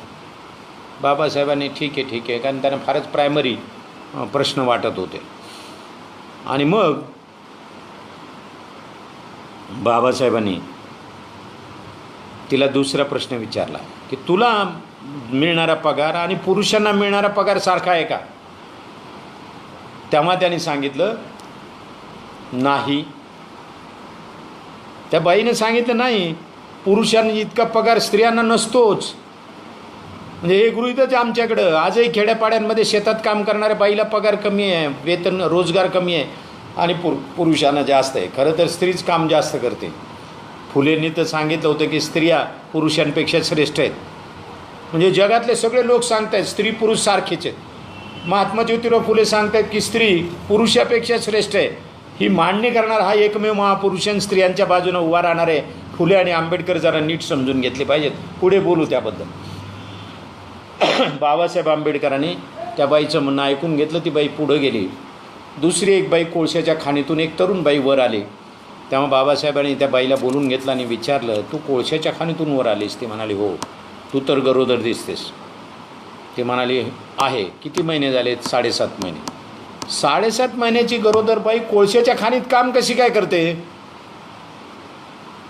ती म्हणाली पोट जाळायचं आहे, नाही काम केलं तर पगार मिळत नाही, कसं जगणार? आणि म्हणून ते बाईला म्हणाले ठीक आहे जा बाई. आणि बाबासाहेब आंबेडकर म्हणाले कोळशाच्या खाणीत मलाही जायचं. त्या प्रशासनानं विरोध केला, तुम्ही आज जाऊ नका म्हणून. आणि बाबासाहेब आंबेडकरांच्या त्या प्रशासनाच्या विरोधाला न जुमानता बाबासाहेब आंबेडकर कोळशाच्या खाणीत गेले 400 फूट आत. जसजसे ते आत जात होते तसतसा ऑक्सिजन कमी होत होता. हा ऑक्सिजन कमी होताना बाबासाहेब आंबेडकर पूर्ण आत गेले, वर आले आणि ते त्या प्रशासनाला शांतपणे बोलत होते. खरं तर बाबासाहेब आंबेडकर आतून खूप संतापलेले होते. पण संतापलेले बाबासाहेब शांतपणे त्यांना म्हणत होते, अहो आत गेल्यावर ऑक्सिजन कमी होत होता. त्याला काही कळालं नाही. ते म्हणे सगळ्यांनाच होतं असं. ते म्हणाले ती बाई गेली होती तिचंही झालं असेल ना? ते म्हणाले हो. मग तिला आत का पाठवता? म्हणजे काम तर करावं लागेल. बाबासाहेब आंबेडकर म्हणाले ऑक्सिजन जर कमी झाला त्या बाईचा आणि तिच्या पोटातल्या बाळाला जर ऑक्सिजनच मिळालं नाही तर त्या बाळाचं काय होईल? उद्या ते अपंग जन्माला आलं किंवा आतच मेलं तर त्याला जबाबदार कोण? कुणालाच काही बोलता येत नव्हतं. शांत होते. बाबासाहेब आंबेडकरांनी फाईल घेतली. फाईलवर ऑर्डर केली तिथल्या तिथंच की स्त्री आणि पुरुष कामगारांचे पगार समान असतील. बाईला बाळंतपणाच्यासाठी 6 आठवडे अगोदर आणि बाळंतपणाच्या नंतर 10 आठवडे रजा मिळेल. ही रजा पूर्ण पगारी असेल. हे पगारी रजा या काळातला पगार त्यांच्या घरी नेऊन देण्याची व्यवस्था प्रशासनानं करायची आहे. हे सांगणारे बाबासाहेब, ऑर्डर करणारे बाबासाहेब दिल्लीला गेल्यावर काय करत असतील कल्पना नाही करू शकत आपण. तिथून त्याने आदेश काढला, वटहुकूम काढला आणि कामगाराची कारखान्यातील नोकरी, बडतर्फी, पगारवाढ यावर सरकारचं नियंत्रण आणलं. कामाचे निश्चित तास केले. योग्य वेतन मिळालं पाहिजे, पगारी रजा मिळाली पाहिजे, पेन्शन मिळालं पाहिजे आणि सगळ्यात महत्त्वाचं ज्या काळात ते बाळंतपणासाठी असते ते दिलं पाहिजे. बाबासाहेब आंबेडकरांना भीमाई म्हणतात. का बरं म्हणत असतील? पुरुष कुठं आई होतो का? पण बाबासाहेबांचं हृदय हे मातृहृदय होतं. फार संवेदनशील होते बाबासाहेब. त्या बाईचा म्हणजे जी 7.5 महिन्याची गरोदर बाई पाहिली, तरुण बाई पाहिली, त्यावेळेला बाबासाहेब आंबेडकरांनी जे ऑर्डर केली त्यातला एक संदर्भ सांगतो, म्हणजे त्यांना भीमाई का म्हणतात हे लक्षात.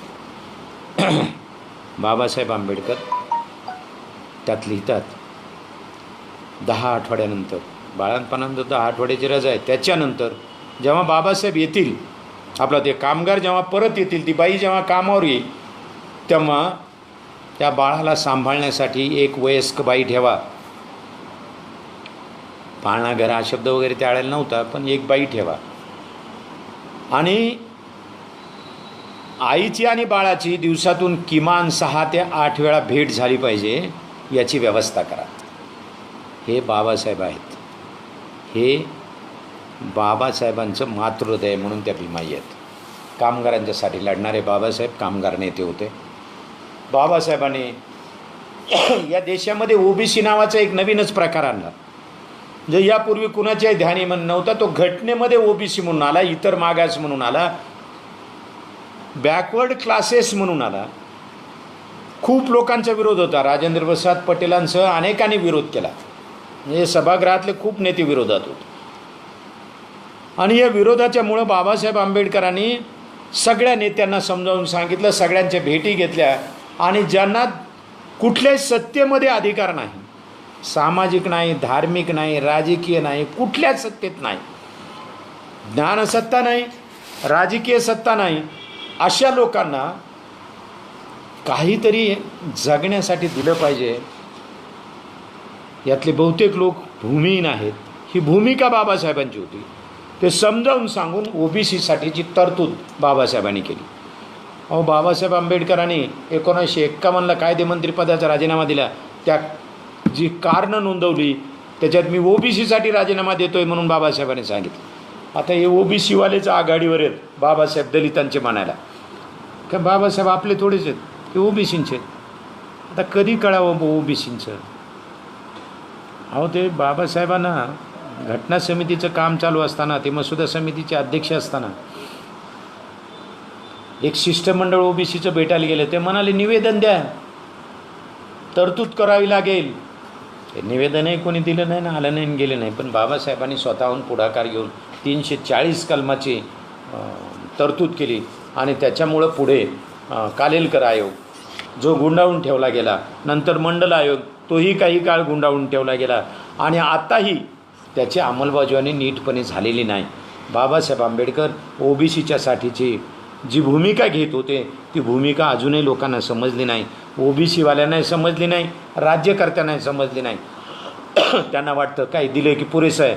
अलीकडं तर ते आर्थिक निकषावर करा म्हणतात. आर्थिक निकष हा काही रिझर्वेशनचा मुद्दा असू शकत नाही. आणि म्हणून शैक्षणिकदृष्ट्या मागासलेले, सांस्कृतिक आणि सामाजिक सत्तेत नसलेल्या लोकांसाठी हा आयोग ओबीसीचं आरक्षण आहे, ही बाब जरा लक्षात घेतली पाहिजे. म्हणून बाबासाहेब आंबेडकरांनी ओबीसीचा आग्रह धरला. हे ओबीसीनाच अजून नीट कळालेलं नाही. असो, पण ओबीसींचे नेते म्हणून आता लोक सांगतात 52% ओबीसी आहेत. पण या सगळ्यांची तरतूद बाबासाहेबांनी केली म्हणून बाबासाहेब त्या ओबीसीचे सुद्धा नेते आहेत, ही गोष्ट लक्षात घ्यावी. बाबासाहेबांना संविधान सभेमध्ये सुद्धा आदिवासींच्यासाठी काय केलं असा प्रश्न विचारत होते. बाबासाहेबांनी मी काय केलं ना, केलं की नाही केलं ते सोडून द्या, तुम्ही काय केलं एवढं जरी सांगितलं तर पुरेच झालं असं म्हणून त्यांनी थांबवलं. बाबासाहेब वकील म्हणून फार लोकांचा आवाज कोणी विरोध करायला लागलं तर युक्तिवादानं थांबवत असं. एकदा ते पुढे बोलतो, आदिवासींच्यासाठीच्या बाबासाहेबांनी ज्या तरतुदी घटनेमध्ये केल्या, मुळात बाबासाहेबांचा आदिवासींचा अभ्यास होताच. आणि नुसता अभ्यास होता असं नाही, तर बाबासाहेब आंबेडकर त्यांच्या प्रश्नाची सोडवणूक करू इच्छित होते. आणि म्हणून बाबासाहेब आंबेडकरांनी म्हणजे पुन्हा महात्मा फुले आले. महात्मा फुलेंनी पहिल्यांदा आदिवासीच्या प्रश्नांच्याबद्दलचं लेखन केलं आहे. आणि त्यांनी म्हटलं आहे, भिल्ल, कोळी आदीसह सर्व लोक जगण्याला तुमच्याप्रमाणे लायक होतील तेव्हा नेशन निर्माण होईल. राष्ट्र निर्माण करायचं म्हणत होते. ज्योतिरावांना राष्ट्र ही कल्पना माहीत नाही, मान्य नाही. आजही राष्ट्रकल्पना सांगतात, आम्ही राष्ट्राचं हित करतो, आम्ही राष्ट्रभक्त आहोत. कसलं राष्ट्र? राष्ट्रच निर्माण झालेलं नाही. म्हणून ज्योतिराव फुले ती पारंपरिक भाषा न वापरता स्पष्टपणे सांगतायत की मी नेशन निर्माण करायचं आहे. बाबासाहेब आंबेडकरांनी भारतीय राज्यघटनेमध्ये जी तरतूद केली ती खरंच मुळातून वाचा एकदा. अनुसूचित जाती आणि अनुसूचित जनजाती असा शब्द आहे. अनुसूचित जाती SC आणि ST अनुसूचित जनजात, या जनजातीच्यासाठी ज्या तरतुदी आहेत त्या सर्वाधिक जास्त तरतुदी आहेत. ज्या SC साठी सुद्धा नाहीत अशा तरतुदी आहेत. त्यांचं म्हणणं आहे की हा खरा बहिष्कृत भारत आहे, बाबासाहेबांचं म्हणणं आहे. आणि म्हणून मग त्यांच्यासाठीच्या तरतुदी अधिक करण्याची गरज आहे. त्यांनी आधीच अभ्यासामधून एक सांगितलं होतं, आदिवासींच्या संस्कृतीला हात लावू नका, मात्र त्यांना नागरी सुविधा द्या आणि त्यांच्या भागावरती अतिक्रमण करू नका. आपल्याकडं आज त्यांचे जंगल, त्यांची जमीन सगळ्यावरच आक्रमण चालू आहे आणि फार भयंकर आहे. अस्वस्थ आहेत आदिवासी आज 2021मध्ये की आमच्या जागेवर खदानी खोदत आहेत, कोळशाच्या खाणी खोदत आहेत, आमच्याकडचं सगळं खालचं जमिनीच्या पोटातलं जे ते सरकारच्या मालकीचं म्हणून काढतायत, आम्हाला जंगलातून विस्थापित करू नका, ही त्यांची मागणी आहे. पण ते काय कोण ऐकणार आहे? बाबासाहेब आंबेडकरांनी ज्या तरतुदी केल्या त्या फारच महत्त्वाच्या आहेत घटनेमधल्या. एखाद्या जिल्ह्यातला, एखाद्या तालुक्याचा, आदिवासी त्याचा विकास नीट होत नसेल तर राष्ट्रपती स्वतंत्रपणे तिथं स्वतःचं प्रशासन लादू शकतात. आपल्याला राष्ट्रपती राजवट म्हणजे एका राज्याची एवढंच माहीत आहे. एखाद्या भागाचा विकास त्या राज्याच्या विकासा इतका नसेल तर त्यात जी आपल्याकडं नंदुरबार जिल्हा आहे, गडचिरोली जिल्हा आहे, चंद्रपूर जिल्हा आहे, नांदेडमधला काही भाग आहे, इथं जर लादायचंच असेल, नाशिकमध्ये आहे, कोकणामध्ये आहे, इथलं प्रशासन जर तेवढ्या संवेदनशीलतेने आदिवासीला प्रगत करत नसेल आणि नाहीच केलेलं तर तिथं राष्ट्रपती स्वतःचं प्रशासन लादू शकतात आणि नव्या कल्पना, नव्या योजनासुद्धा शासनाला राबवायला भाग पाडू शकतात. ही जी तरतूद आहे ही फारच महत्त्वाची आहे. आणि म्हणून मागे एकदा आपल्या सर्वोच्च न्यायालयानं सुद्धा एस टीच्या संदर्भात संवेदनशील राहा असं सांगितलं होतं. पण आपल्याकडं काय कोर्टानं काही सांगितलं तर संवेदनशील नसतं. हे कोरोनाचे किती आदेश झाले कोर्टाचे 2-4 दिवस. असो, बाबासाहेब आंबेडकरांचं म्हणणं असं होतं, आदिवासींचं शैक्षणिक, सामाजिक, राजकीय, आर्थिक, सांस्कृतिक शोषण चाललेलं आहे, त्याच्यातून त्याची आधी मुक्तता करा आणि त्यामुळे ते कुपोषित होत आहेत असं त्यांचं म्हणणं होतं. बाबासाहेबांनी आदिवासींच्या तरतुदी मोठ्या प्रमाणात आपल्या घटनेमध्ये करून ठेवलेल्या आहेत. बाबासाहेब आंबेडकर हे आदिवासींचे नेते आहेत. बाबासाहेब आंबेडकरांनी विधिमंडळात असताना 1928-29लाच भटक्या जातीचं काय करायचं असा प्रश्न उपस्थित केला होता आणि भटक्यांसाठीची समिती नेमून घेतली होती. बाबासाहेब त्याच्यात होते. तो अहवाल कुठे गेला पुढं आणि सरकारनं पुढं काहीच केलं नाही. उलट आता भटके हे नवीनच काढलेली टर्म आहे आपल्या राज्यापुरती. बाहेरच्या राज्यात ही टर्म नाही आहे. ते एक तर एस टीत आहेत, एस सीत आहेत किंवा मग ओबीसीत आहेत, असं ते मजेशीर भाग आहे. बाबासाहेब आंबेडकर आदिवासींचे नेते आहेत, भटक्या विमुक्तांचे नेते आहेत, तसेच ते स्त्रियांच्या गुलामीच्या विरुद्ध लढणारे महान नेते आहेत. ज्योतिराव फुलेंनी स्पष्टपणे पुरुषांची उडवलेली आहे की पुरुषाने 1-2 लग्नावर थांबू नये, 3-5 बायका कराव्यात, म्हणजे हा खंगून मरेल तेव्हा 5च बायका स्मशानात नेतील आणि त्याला मुलाबाळांना स्मशानात नेण्याचा त्रास होणार नाही. स्त्रियांच्या बाजूने हे महामानव उभे राहिले. सूत्र साधं होतं, स्त्रीसुद्धा माणूस आहे, ती पुरुषाच्या बरोबरीची आहे, हे सूत्र घेऊन बाबासाहेब आंबेडकर मांडणी करत होते सतत. ते जाहीर सभातून राहणीमानाबद्दल बोलायचे, स्त्रियांनी कसं राहावं, धाडसी कसं व्हावं, राजकारणात यावं, समाजकारणात यावं. हे खरं म्हणजे वेळ खूप झाला आहे, खूप बोलता येईल. बाबासाहेब आंबेडकरांनी हिंदू स्त्रियांची उन्नती आणि अवनती याला जबाबदार कोण नासा एक लेख लिहिला. हा शोधनिबंधच आहे. संस्कृतीचे सगळे संदर्भ दिलेत. त्यावेळेला एक वादही झाला, बाबासाहेबांना संस्कृती येत नाही आणि एकच काय बोलल्यास त्याने काय संदर्भ दिले. बाबासाहेब आंबेडकर म्हणाले की मी पारंपरिक संस्कृत पाठशाळेत शिकलेला विद्यार्थी नव्हे, पण मला संस्कृत येतं. पण या लेखामध्ये वापरलेले सगळे संदर्भ हे बाळ गंगाधर टिळकांच्या लेखनातले आहेत. तर बाळ गंगाधर टिळकांना संस्कृत येत नाही असं म्हणण्याचं धाडस कोणीच करणार नाही. त्यामुळे सगळ्यांचे आवाज बंद झाले. खरंच होतं ते, त्यांनी मनुस्मृतीतले संदर्भ दिले होते. त्यांचं म्हणणं असं होतं मनुस्मृतीचं, मनुस्मृती कशाला, अनेक स्मृती आणि अनेक पुराण शास्त्र तेच सांगतात. की स्त्रियांनी लहानपणी वडिलावर, तरुणपणी पतीवर, पतीनिधनाच्या नंतर मुलावर अवलंबून राहावं. स्त्री ही कधी स्वतंत्र होण्याच्या लायकीची नसते. स्त्री पुरुषावर केव्हाही भाळू शकते, त्याच्या वयाचा विचार न करता. त्याच्या देखणेपणाचाही ती विचार करत नाही, तो पुरुष आहे एवढंच ती पाहते. तिच्या वासना प्रबळ असतात, ज्ञानी पुरुषाला सुद्धा ती संपवू शकते.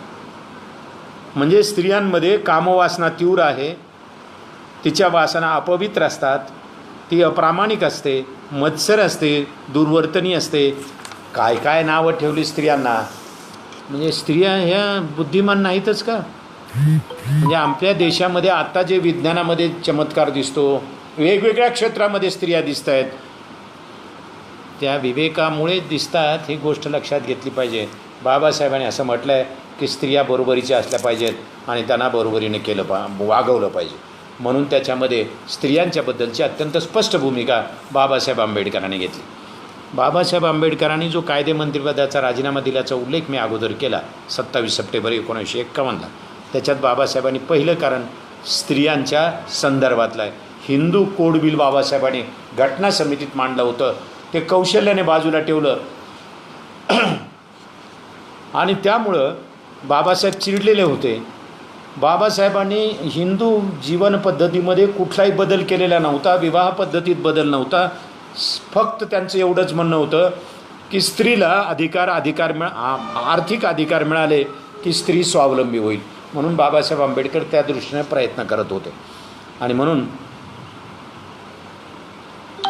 कोड बिल मांडलं, स्त्रियांना आर्थिक अधिकार दिले.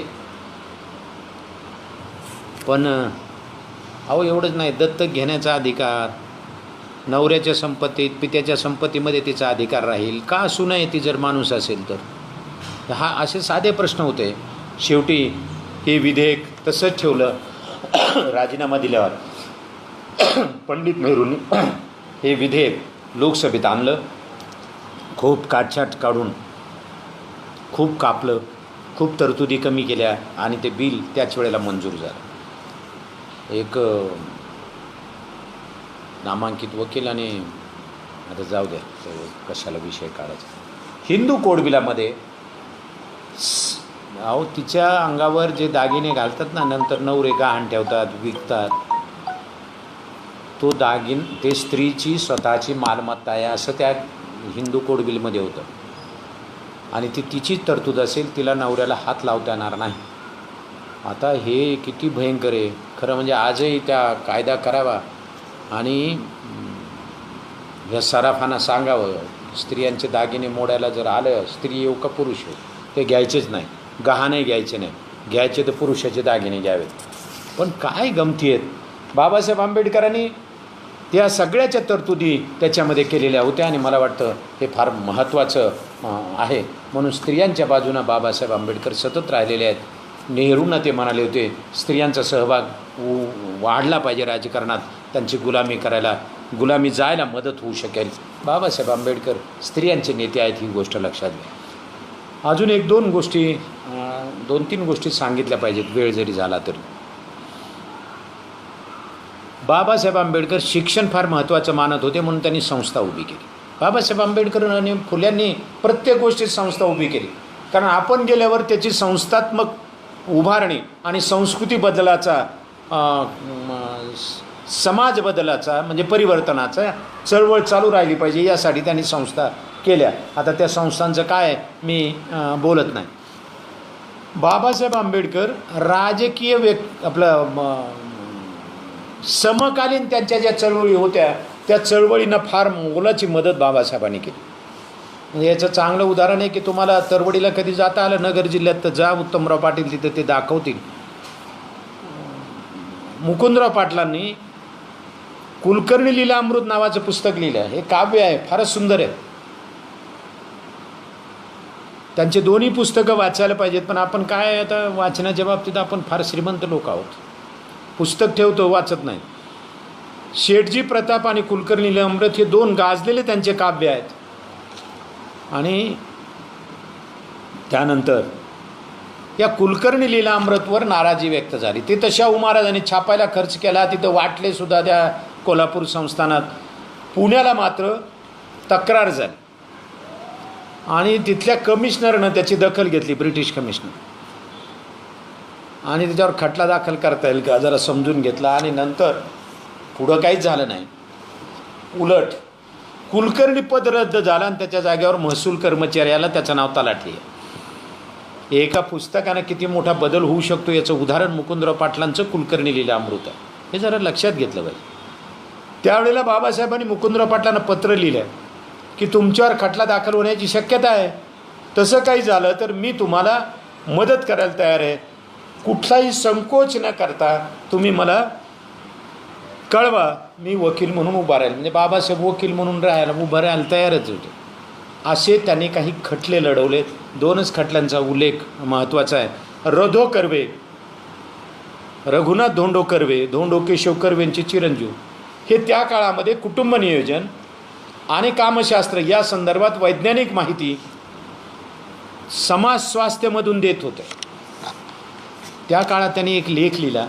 सगळे लोक चिडलेलेच होते. बरोबर 1 तारखेला लोकांच्या हातात ते समाज स्वास्थ्य पडत होतं मासिक, आणि लोक उत्सुकतेने वाट पाहत होते. 2000 वर्गणीदार होते त्या काळामध्ये. नंतर ते गुजरातीत सुरू झालं, त्याचेच ट्रान्सलेशन करून छापलं जायचं मराठीमधलंच. या काळात त्यांनी कुटुंब नियोजनाचा प्रचार केला.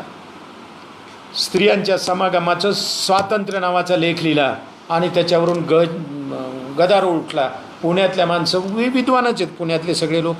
त्यांनी एकाने जाऊन पोलीस स्टेशनला तक्रार केली की याच्यावर गुन्हा दाखल केला, हे असलेलं आहे. आणि पोलीसही फार आक्रमक. त्यांनी उचलून रधो कर्वे कोण हे विचारात न घेता आत टाकून दिलं. बाबासाहेब आंबेडकर मुंबईवरून तिथे गेले आणि रधो कर्वेचा खटला लढवण्यासाठी वकीलपत्रावर सही घेतली आणि ते स्वतः कोर्टात हजर झाले. रधो कर्वे एवढे म्हणाले की बाबासाहेब तुमच्यासारखा मोठा वकील मिळाला मला, पण माझ्याजवळ पैसे नाही द्यायला. बाबासाहेब आंबेडकर म्हणाले समविचारी लोकांचे खटले मी फुकट लढवतो. आणि बाबासाहेबांनी तो खटला तसाच लढवला. बाबासाहेबांना त्याच्यावरती समाज स्वास्थ्य नाटकही आलं आहे, आपल्याला सगळ्याला माहीत आहे. याच काळामध्ये दिनकरराव जवळकरांनी देशाचे दुश्मन नावाचं पुस्तक लिहिलं. हे खूप गाजलं. केशवराव जेधेची प्रस्तावना आहे. याच्यात टिळकांची बदनामी झाली, कारण टिळक हे वांते उत्पन्न आहेत वगैरे अशी मांडणी त्याच्यात केली. वांते उत्पन्न आहेत हे कोर्टात बाबासाहेबांनी फारच छान मांडणी केली. कारण ते जवळकरांनी लिहिलं होतं की टिळक हे वांते उत्पन्न आहेत. त्यांचं म्हणणं आहे की हे वांते उत्पन्न काय आहे. त्याच्यावर बाबासाहेब आंबेडकर म्हणाले की हे धर्मग्रंथांमध्ये लिहिलेलं आहे, आमची मनुस्मृती फार महत्त्वाची आहे. आणि त्याच्यात त्यांनी म्हटलं आहे की ब्राह्मण हा कंठातून जन्माला येतो. टिळकांचा जन्म होताना, कोणाचाही जन्म होताना ओलेपणा आवश्यक आहे, कोरडेपणातून जन्म होत नसतो. तेव्हा टिळकाचा जन्म होताना त्यांच्या आईला उलटी झाली, वांती झाली, घसा ओला झाला आणि मग टिळक बाहेर आले. हे धर्मग्रंथातले, या दिनकरराव जवळकरांनी हे मनानं लिहिलेलं नाही. असा एक युक्तिवाद केला आणि बाबासाहेब आंबेडकरांनी जवळकरांना त्या खटल्यातून मुक्त केलं. हे फार महत्त्वाचं होतं. खालच्या कोर्टात नाही झालं, पण वरच्या कोर्टात त्यांना मुक्त झालं. बाबासाहेब आंबेडकर म्हणाले जवळकरांना, यांना की हा समविचारी चळवळीतला खटला म्हणून मी चालवतो आहे, पण तुम्ही बदललं पाहिजे. तुम्ही अजूनही अस्पृश्यांना अस्पृश्यासारखं वागवता, तुम्ही त्यांना बरोबरीचं समजत नाही. बाबासाहेब आंबेडकर या पद्धतीचे खटले सुद्धा लढवत होते, वकील म्हणून त्या पद्धतीने जात होते. बाबासाहेब आंबेडकर इतका मोठा महामानव आहे, कोणतं सांगू. हैदराबाद संस्थान आमचं हे जावं यासाठी बाबासाहेब आंबेडकरांनी लढा दिला. तुम्ही आजकालचे प्रश्न आणि कुटुंब नियोजन, प्रासंगिक विचार याच्यावरती बाबासाहेबांनी स्वतंत्र काम केलेलं आहे.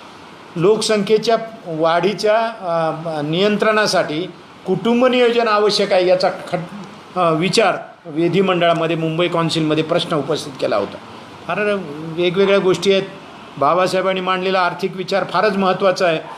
का मनमोहन सिंगांना या आर्थिक मंदीच्या काळामध्ये ते म्हणत होते की काय करायला पाहिजे याच्यातून, आणि त्यांनी बाबासाहेबांचा संदर्भ त्यांना मिळाल्याबरोबर ते म्हणाले मार्ग मिळाला आणि आपला देश कधीच आर्थिक संकटात येणार नाही याची काळजी मनमोहन सिंग बाबासाहेबांच्या मार्गदर्शनातून घेत होते. रिझर्व्ह बँक ऑफ इंडिया ही जी आहे ती बाबासाहेबांच्या प्रबंधाचा परिणाम आहे, त्याचं फलित रूप आहे. बाबासाहेब आंबेडकरांनी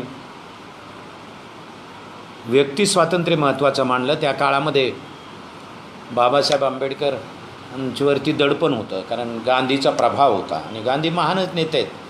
म्हणजे त्या काळामध्ये महात्मा गांधी, पंडित जवाहरलाल नेहरू आणि बाबासाहेब आंबेडकर हे तीनच मोठे नेते भारतामध्ये होते आणि ते देशाला दिशा देण्याचं काम करत होते. गांधींना वाटत होतं की खेडे स्वयंपूर्ण झाली पाहिजे, त्यासाठी खेडं केंद्रस्थानी ठेवून घटना नेमवा, घटना तयार झाली पाहिजे. बाबासाहेब म्हणाले खेड्यात काहीच नाही, तिथे जातीचे अड्डे आहेत, गावातला एक श्रीमंत माणूस सगळ्या गावाला शोषण करतो.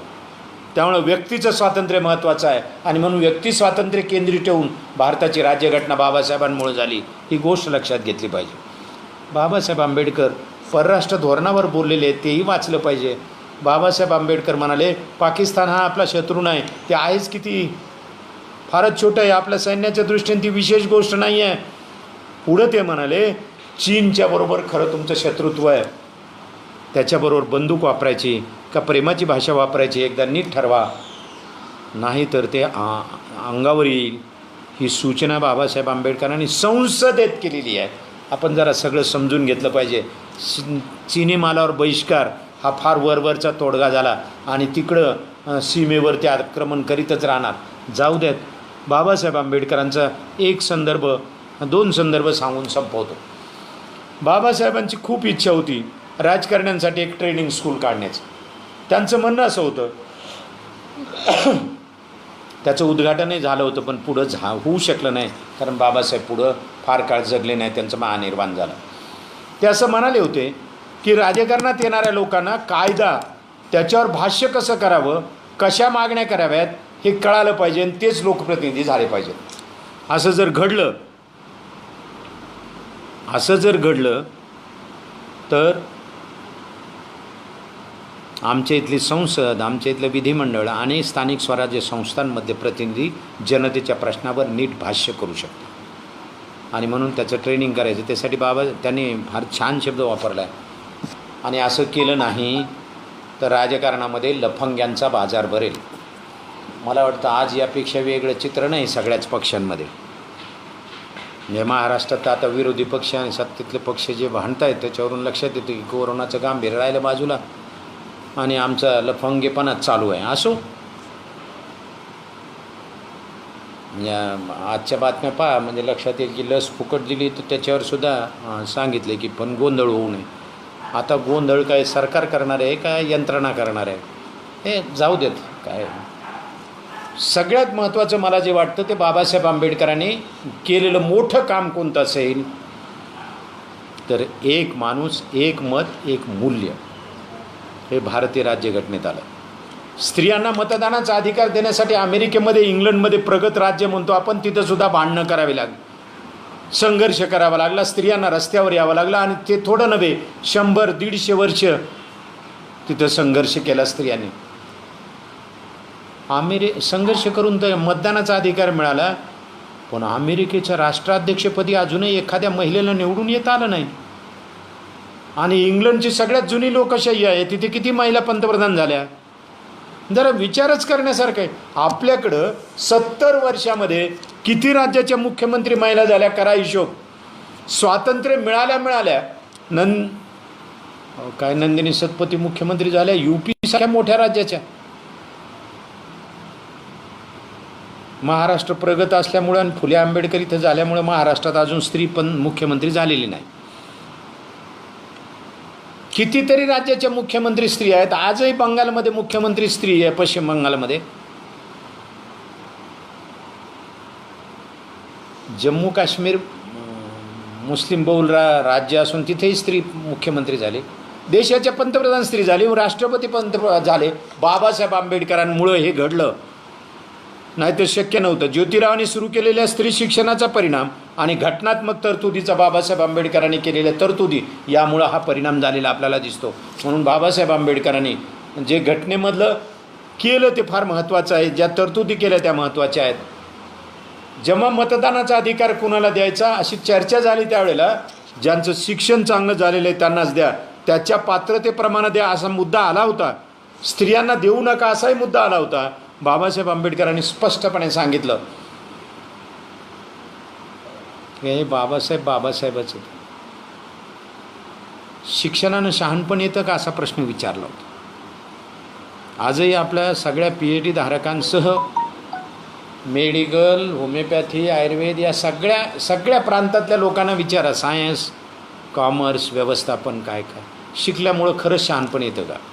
बाबासाहेब म्हणाले शिक्षणाचा आणि शहाणपणाचा काय संबंध आहे. माझा अनुभव असं सांगतोय, शिकलेल्या लोकांच्यापेक्षा न शिकलेल्या लोकांच्याकडं शहाणपण जास्त असतं. आता शहाणपण हे व्यवहारातून येत असतं, विजडम हे तिकडून येत असतं. आणि म्हणून एक माणूस, एक मत, एक मूल्य ही भूमिका बाबासाहेबांनी घेतली आणि सगळ्यांना ती मान्य करायला भाग पाडलं. आणि म्हणून बाबासाहेब आंबेडकर या देशातल्या सर्व शोषितांचे, मला सांगा, मला मतदानाचा अधिकार मिळाला असता का, माझ्या आईवडिलांना मिळाला असता का, माझ्या आजोबांना मिळाला असता का, आदिवासी पाड्यावर राहणाऱ्या लोकांना, आदिवासी स्त्रियांना अधिकार मिळाला असता का. बाबासाहेब आंबेडकरांनी सगळं एका झटक्यात एका लेवलवर आणून ठेवले. आणि या संदर्भात भाष्य करताना बाबासाहेब आंबेडकरांनी अत्यंत स्पष्ट भूमिका घेतली. आणि भूमिका अशी होती, ते म्हणाले एका क्षणात आपल्याकडं एका क्षणामध्ये आपण सगळे बरोबरीचे झालो, राजकीयदृष्ट्या बरोबरीचे झालो असलो तरी सामाजिक आणि आर्थिक दृष्टीने आपण मात्र अजून बरोबरीचे झालेलो नाहीत. ते ज्या दिवशी होऊ त्या दिवशी आपली लोकशाही प्रत्यक्षात येईल. म्हणून आर्थिक आणि सामाजिक क्षेत्रातली लोकशाही येणं फार महत्त्वाचं आहे. ती आली नाही तर लोक आपल्या व्यवस्थेवर उठतील, चिडतील, सगळं जाळून टाकतील, चिंधड्या उडवतील. ही सूचना बाबासाहेबांनी त्याच वेळेला केली होती. आणि म्हणून आपण बाबासाहेब हे दलितांचे आहेत, अलीकडं बुद्धिस्टांचे आहेत, एवढी सीमित न ठेवता बाबासाहेब या देशाचे मोठे मार्गदर्शक आहेत, मोठे नेते आहेत. आणि त्यासाठी केलेलं त्यांचं काम हे फारच महत्त्वाचं आहे. हे जरा नीट समजून घेतलं पाहिजे असं मला वाटतं. आणि म्हणून बाबासाहेब आंबेडकर हे दलितांचे नाहीत, सर्वांचे आहेत. आणि सर्वांसाठी काम करणारे महान नेते म्हणून, भारताचे भाग्यविधाते म्हणून बाबासाहेबांना समजून घ्यावं एवढीच विनंती मी या निमित्ताने करतो. प्राचार्य महेंद्र कदम सरांनी या निमित्तानं आपल्यासमोर बोलण्याची संधी दिली त्याबद्दल त्यांचे आभार मानतो. आणि जे सर्व सहभागी आहेत ज्यांनी ऐकून घेतलं त्याबद्दल त्यांचेही मनपूर्वक आभार मानतो आणि थांबतो. धन्यवाद.